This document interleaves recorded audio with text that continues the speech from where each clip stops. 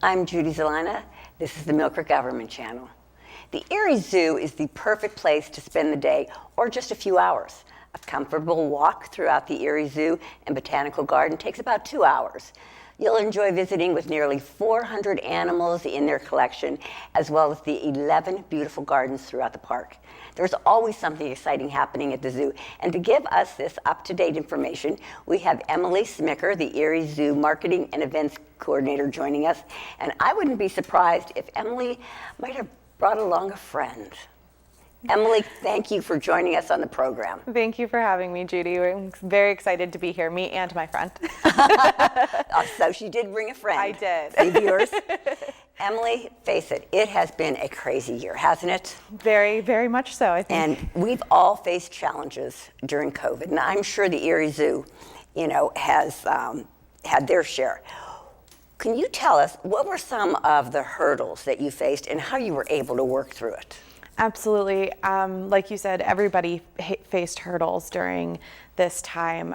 The zoo, though, was a little unique. We're not only a nonprofit, but even during shutdown and lockdown, it never stopped. We have, like you said, over 400 animals at the zoo that need daily care, not just food and cleaning of their areas, but also enrichment to keep them stimulated, especially when people aren't there, and veterinary care. So it was a very unique time that we had to get creative. The animal care staff was still working throughout the entire shutdown, but they had to get creative in how they could do that safely for each other and safely for the animals as well, because some of the animals can contract COVID. Oh, that's right, yes. Yeah, so that has been a huge hurdle for us as well. That is actually a large reason why our main building is still closed. It was originally renovated as part of our capital campaign.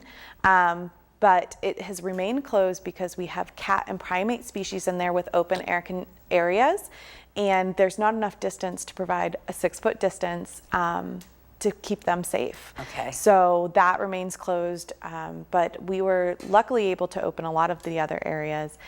But the biggest struggle for us was not only keeping the animals safe and healthy, but also the funding as a nonprofit, which I think a lot of nonprofits can relate to. Like I said, the animal care never stops. We spend millions of dollars every year in animal care alone. And that's not taking into account, paying the animal care staff or keeping the facilities running. So our community really stepped up. We did some fundraisers online, kept our social media going, brainstormed a lot of fun ideas and the way to keep people still connected with the zoo during that time. And we are just so grateful for the community stepping up and helping us during that time. Well, you really are one of our great regional assets. Thank you. I love the zoo. You guys do a wonderful job, and you're right. You would still need staffing. It's not like, if a building closed and everybody went home, during COVID. Right. Nobody had to maintain that building, whereas you had to maintain the animals, and also, like you said, they had to be fed, taken care of. Yep, they had to keep them healthy. Exactly, a lot of them need daily medication. Or vitamins, and a big part is that enrichment. So a lot of the biggest question we've been asked is, how did the animals handle not seeing people for so long? And it was a big struggle, and zoos across the country will say the same thing. Keeping those animals stimulated. We saw a lot of depression, and that was inevitable, but our staff, the animal care staff who was on site, worked very, very hard to provide them with stimulating activities or toys or interactions throughout the day because we didn't have visitors. They worked very hard, and we have an incredible team there. And it was interesting, they had to learn how to work as a team, but from a distance. They couldn't be around each other either. Right. Yeah, so it was a lot of challenging times, but the team really showed up and the community showed up to support us financially during that time and spread the word. That was a huge help. And we still figured out ways with social media to keep those animals stimulated and share that with the public, which was a really fun part of that, is being able to film the unique things that we were doing with them and share that and keep people like they know what's going on at the zoo. That is wonderful. Now, Were there any new additions this year to the zoo? Yes, so since COVID, we actually had a little bit of a baby boom. Great timing. We were very fortunate to, our black and white ruffed lemurs had 3 babies, and they are critically endangered species. So oh my goodness. That was a huge, huge thing for not only us, but the species survival plan. We have 2 baby red pandas who are actually not babies anymore technically, but they're still cute. They're about a year old. And then we welcomed a baby porcupine, prehensile-tailed porcupine. And then along with that, we have brought in some Burmese star tortoises, which are a highly endangered tortoise species and really unique. They have this beautiful star pattern on the back of their shells, and we are actually plans to have them part of our breeding program. And then we have some new fun additions, like we have a new set of chickens that came in. We raised them since peeps, and we have this new sheep herd called Black Welsh mountain sheep, which are beautiful. They were bred in the UK to have this beautiful, pure black wool. And they're just really funny to watch. If you ever get a chance to come to the zoo, they're out in the corral, and they are just very cute. 1 male, 2 females. We have Bristol, Bronx, and Brooklyn, and they just are hilarious little group there. You've got quite a few additions. I mean, I would probably say that's the most, when I've done any of these shows, that's the most in a year that I would remember. Yeah, and it was during our struggle Baby year, boom. but they have been such a blessing. Wonderful. And we are very lucky. So you have so many more new friends. Yes. Now, Emily, I understand you did bring a friend along with you that did. our viewers can meet. Yes, I did. So I will bring out Ozzy if you are ready for him. I am ready for Ozzy. So this is my friend Ozzy. He is a ball python, and he is 28 years old. He is one of our oldest snakes at the zoo, and one of my personal favorites to work with. I actually was very much afraid of snakes until I started working with Ozzy, and he changed that all for me. So, Well, Ozzy is very, very pretty, let me tell you. he's a very handsome boy, and he knows it. One of the really cool things about ball python, where they get their name, is as you can see, he kind of balls up on himself there. They kind of twist themselves into a nice little pretzel or a ball, and that's actually where that ball python name comes from. Okay, all right. They are actually found in West Africa, and they are the smallest of the African pythons. They only reach lengths of 3 to 4 feet, but they have been known to do 5, but most of them are Ozzy's size here. And they are very sweet. They are a constrictor, so they are not venomous. That's a big question that we get. So they like to just wrap around things and explore, and they're not known to bite very often. Oh, very often. Okay. Well, like we say at the zoo, anything with a mouth can bite. Right, So, that's true. I have never known Ozzy to bite. So, but yeah, he is a very sweet boy. Like I said, he's 28 years old. Their average life expectancy is 20 to 30 years. So he's getting up there, but he's still very, very healthy. Very happy, as you can see, very curious. He's excited to be out and about. Like I said, during COVID, we didn't do a lot of animal handling. So every time, he's an ambassador animal who goes on trips and shows and teaches people. So they get very excited when they get a chance to get out and about and see people or new environments. Well, I am so glad. I'm so happy to meet Ozzy. And Emily, thank you so much for bringing him on the program today. Oh, it's my pleasure. Emily, I love when you bring your animals on the show. I do. I just love meeting them all. It's the best part, isn't It it? really is. But now, Emily, the last time I was talking with Scott Mitchell, we learned about new developments at the zoo, and it was the capital campaign. Yes. Okay, and where are you with that? yeah, 2019, we launched our Wild Open Spaces Capital campaign, which is this $10 million campaign, an expansion and improvements at the zoo. So COVID hit, and obviously that had a bit of an impact. We had to switch our focus to our emergency fund rather than fundraising for that campaign. However, it didn't hold us back quite as much as people would think, because a lot of the funding was specifically for that project. So we were able to still make some headway with that over the past year and a half here.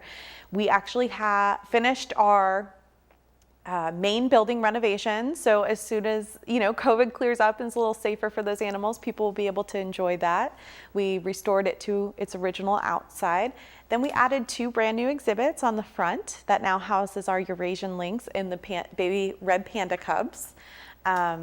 And then we actually about a month ago broke ground on our new colobus monkey exhibit, which will be a tree-dwelling monkey that will be introduced hopefully around next spring, summertime. And then upcoming projects include an otter exhibit renovation, and we are working really hard on that giraffe yard expansion coming up. That I can't wait for. Scott even promised me that even I would be able to reach the giraffes to be able to feed them. That's important. We gotta be able to feed the giraffes from really small to really tall. How long do you think this whole campaign will take? What's the grand plan? Sure. It's a little hard to pinpoint exactly how long. It depends on the funding, as well as now, as people are well aware, the construction costs, the construction timeline. So it's going to be probably closer to a 10-year plan. Okay. So we just ask people to be patient and know that new and exciting things are coming. If you go and you see an area blocked off, know that that's because renovations are happening, and it's going to be worth it, I promise. Okay. I believe you, Emily. I wanted to ask, were you able to put on some of your annual events? Yes, we luckily were able to put on some of them this year, obviously not last year, but we were able to bring back our annual adult fundraiser, formerly known as Galapagos, now called the main event, little pun on lions there. And we also are able to do our Lions, Tigers, and Beers Fest coming up. We have done some of our McDonald's Day, and my favorite event, we have Zubu coming up. So that is a go. That Zubu. is a go. We are doing Zubu. So we are moving forward, keeping it safe and family friendly, but also open to whoever feels comfortable coming. We do ask that people reserve their date ahead of time to kind of help us gauge the crowds, but there's and order candy, of course. That's the important part. Okay. And there'll be more information on how they can attend it on your website, correct? Yes, you can find all the information about Zubu on eriezoo.org. Okay. I want to talk about memberships real quick. Now, I know they are available.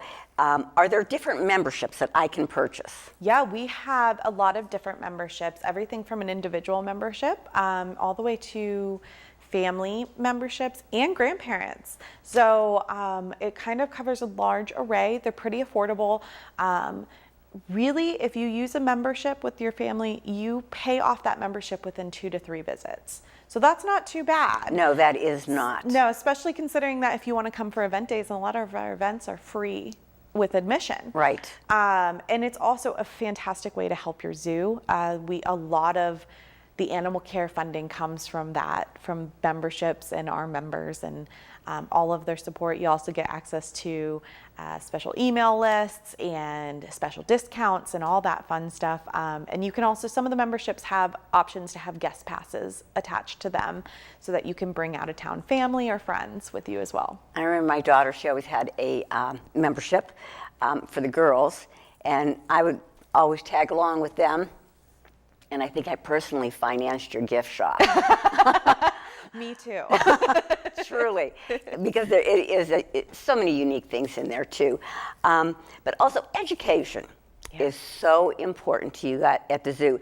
What are some of the programs that you offer for children and adults alike? Yeah, education is vital to what we do. That's why we do what we do, is to teach people about these incredible species and what they can do to help. So we have an awesome education team who really worked hard on short staff throughout this time to make programs possible. We did virtual learning when all the schools were shut down last year. That was a special program. And now we're actually getting started back on some of the classes, the preschool classes. We do still have some virtual programs for families that prefer to stay at home or can't make the times, because we don't have weekend times right now due to staffing, like most people. Right. And they also did camp. They were able to do camp this year, which Nice. is a huge hit with the kids, and such a wonderful teaching experience where the kids come for a whole week and get to learn the ins and outs of the zoo and have a themed program, and it's really awesome. I bet you all missed that last year by not being able to do the interaction with children and adults. Yeah, that was very hard last year. We love teaching people that, like I said, that's why we all do what we do. We care about these animals and we want to share that knowledge. Right. So we utilized our social media the best we could in those virtual programs. Now, I know the Erie Zoo is accredited. Yes. What exactly does that mean? That's a very good question, and one that I love sharing. We are accredited by the Association of Zoos and Aquariums, which is this entity that basically spends their entire organization focusing on the best quality requirements for animals, exhibits, and running of an animal facility. And then what they do is every 5 years they come in and evaluate our animal facility and tell us how we can be improving, what we're doing really well, what are the new standards. So there are about 3,000 animal facilities in the United States, and there's only like 236 of us that actually meet the highest quality standards of the AZA. Oh my And we're one gosh. of them. Yes. Oh so my God. it's very cool, and they help us with those species survival Right. programs and Okay. education as well. But you know what? It doesn't surprise me. When you go to the Erie Zoo, you can tell it is so well maintained. Everything is absolutely top notch. It is a beautiful place to visit. I mean, I'm a little biased, but I agree we have a very incredible, dedicated, passionate staff, and I feel very lucky to work there. I know. Now, you guys close in the winter every year. Yes. Can you tell us a bit about what happens behind the scenes when you close in the winter? Because it's not like when you close your doors, everybody goes home. Right. No, No. we continue to work. That's one of the biggest questions I get, especially in marketing and events. Well, do you just have off in the winter? No, that's my planning period. You know, so a lot of that time is for office staff spent working on budgeting, preparing for the summer ahead because it gets fast and furious. And of course, animals. So our animal care staff spends a lot of that time really working hands-on with those animals because they're not getting stimulated from the public visitors. So they'll do a lot of training, reevaluate those programs. We have volunteers who come in, some of our senior volunteers who come in to interact with, like, not go in, but sit outside the exhibits and work with the animals. We also restructure some of our programs, like the camps, and we continue to do education programs throughout the winter. Oh, do you? Yes, we do. So we still have classes, they're virtual programs. So those are kind of being planned as we go. So just keep an eye on eriezoo.org to see what we're going on. Because really, basically, the times that we're in right now, it is one day at a time. Yes. I mean, you plan ahead, you plan for the future, and just keep your fingers crossed. Yeah, that's been the most challenging part. This has been, I think so. I've been doing events for 12 years, and this was the first year that I didn't have months to plan. I may have had a month to plan, and I know that's frustrating for the public because you want to have that information, but we promise we're getting it out to you as soon as we can. We're doing the best we can, and we just ask that you hang tight, watch our social media, and watch our website to find out what's going on. Wonderful. Now, what are you focusing on for next year? Next year, a big push is our capital campaign. So Okay. we really want to focus on the renovations coming up and fundraising for that so that people, our community can be a part of the next chapter of the Erie Zoo. Right. We're bringing in some really exciting new opportunities and improvements there. And, community, you can have the opportunity to really make your stamp on that. Right. And I think I'm going to go back to membership. I think it's so important to have a membership because really in the summer, the summer, spring, summer, fall, it's just a beautiful family setting. Have a picnic, have a lunch out there. I wanted to mention too that what are some of the advantages of having an Erie Zoo membership? Yeah, I think that's a great question. First of all, like I said, those memberships run under $100. So Yeah. if you're bringing a family or even just a couple people, you come 2 or 3 times, it pays itself off. you are helping support the zoo and the animals firsthand.